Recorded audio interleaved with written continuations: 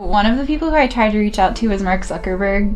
He has yet to respond. I'm still hopeful of contact. Yes. Maybe he will though. Like, you know, I Facebook messaged him, Twitter messaged him, and messaged the Facebook PR. Cool. So hopefully somebody will respond to me.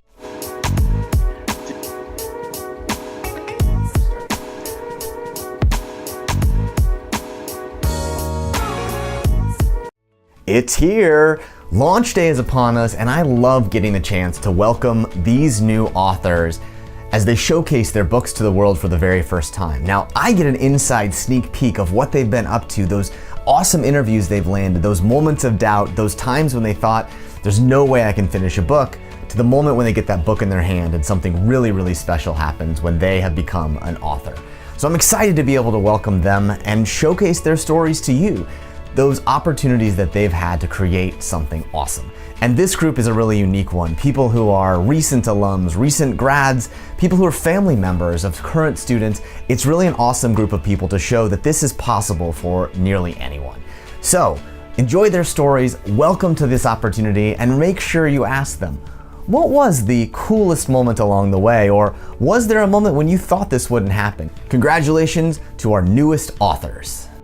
This guy can't actually be giving out his phone. And he did. And I called him. He was like, Senator Richard Ojeda here. How can I help you? I was like, when you call my cell phone, it's this phone. And I'm the one that pulls it out of my pocket, and I'm the one that answers it. 304-792-9833. If I don't feel what they are doing is going to benefit the people, they need not darken my doorstep.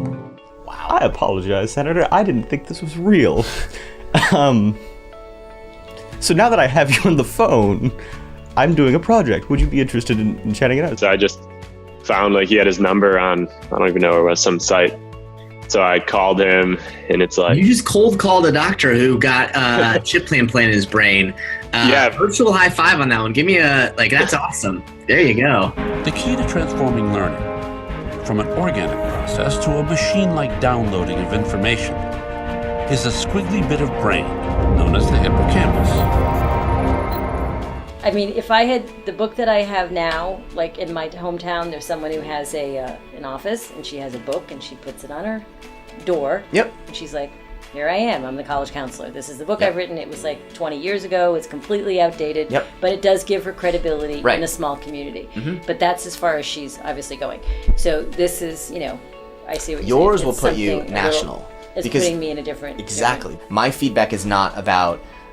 You don't have to radically change the stuff you've done. Okay. I think, though, that what I would tell you that makes a great book is it has to have an angle. Okay. And so I think right now, the structure, as I was reading it, feels like it could be a derivation of, like, a dummy's guide to.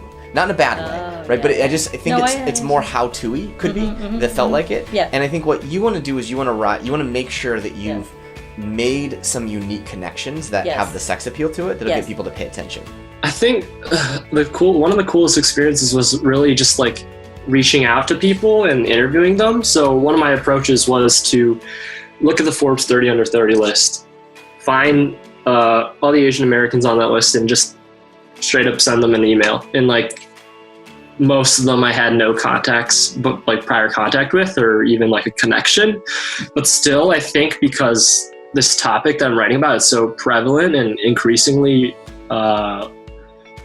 relevant today, I think they really and they kind of resonated with my topic. They really wanted to help out, and I got a really high response rate from the emails I sent out. And then actually doing the interviews was awesome, because as a college student, you don't normally think you can reach out to these people who have made it per se. But they're still willing to talk to you, and talk to you really on a one-on-one deep level.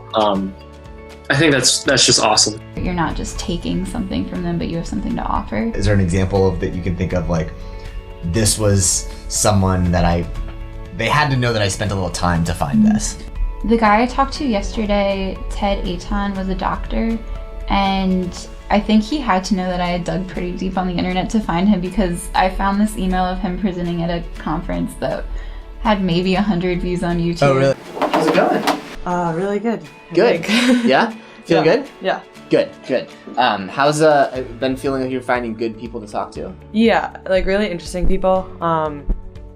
I'm not sure at all where it's going, which is awesome. Great. That's what I want you to be. But it keeps like changing every day. Every time I like call someone, it's kind of like their stories that I wasn't expecting are the better ones. Isn't that funny, right? Like I think if you'd set out to write an outline at the start, you probably might not have been open to listening to the ways it's going to change you. Yeah. And that's the magic of all of this. Is I think we're just at the point, right? This sort of after this week when you'll be a little more than like 10,000 words is the point when you'll start to sort of be like, okay, like let me see if there's themes that emerge. And again, you still won't sort of have the exact structure yet, but you'll have some themes that are really interesting to you, and that'll take you into the next piece, which will then say like, all right, let me dive a little deeper in those themes, and then it'll kind of naturally form what we think will be kind of a first draft of chapters. So, yeah, the process. How are you feeling? I'm feeling pretty good about it. Graduating in like what, 3 weeks? Yeah, now? 2 weeks now? Yeah, it's like crazy. I cannot believe how like quickly the time has gone by. It's sort of wild. And also just like thinking about like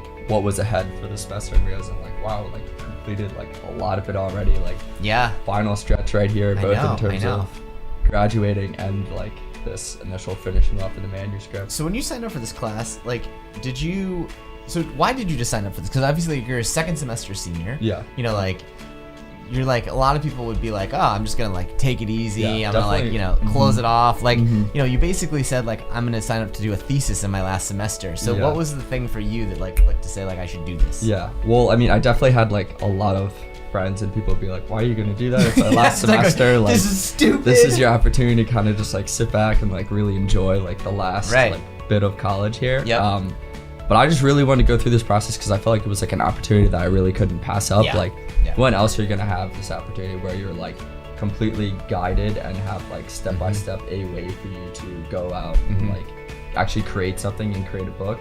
Yeah, I think that's the hard part for this, right? Is I think in some ways, if you think about writing a book, it will like paralyze you. You'd be like, I can't do a book. But to your point, right? Like, do these little pieces along the way, and then sort of trust the next part will unlock as it'll unlock. It'll happen. Yeah.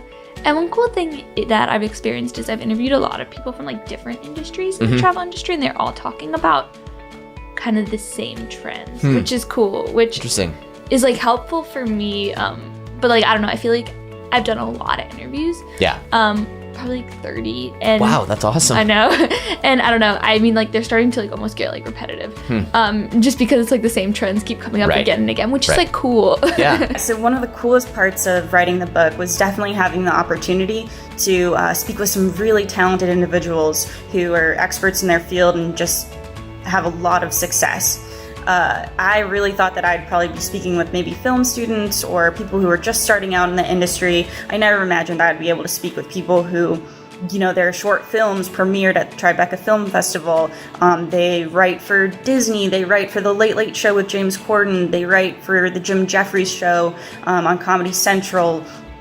Some directors and producers I talked to, they would work on promos for FX with some really well-known actors and actresses.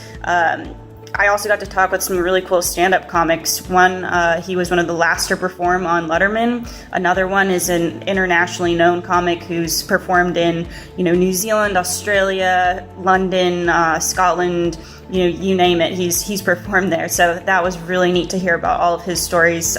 He even toured with Guns N' Roses at one point. And so that was really neat to hear all about that. And all about, all of their advice and everything, their insights. And some people I didn't even know some of the stuff that they had written. I either researched them before and found out that, maybe a viral Facebook video I had seen a year ago or 2 years ago, they were the person who was behind it. Or maybe something went viral on Twitter as well. They were the person behind it. So it was really neat to kind of see that and see how, really they are the people behind all of these really funny shows, videos, everything that we see. So it was pretty neat to talk with them. You wrote a book about your interests, and it aided you in your recovery, right? Like it's a good way to tie them together, because in a way it's true. I don't necessarily, maybe if I were able to like completely recover, I would write a book about that whole process and everything, and it would be a really good book. But I don't want like having a terrible brain injury to be a thing that defines me. Exactly. Or like when I meet people and I'm applying for jobs or whatever in a year, however long it is, I don't want them to like see me walking down the street and like think, oh, I wonder what happened to that girl. Right. Well, you're it's a part of you. It's not you. Right? Exactly. It's part of your story.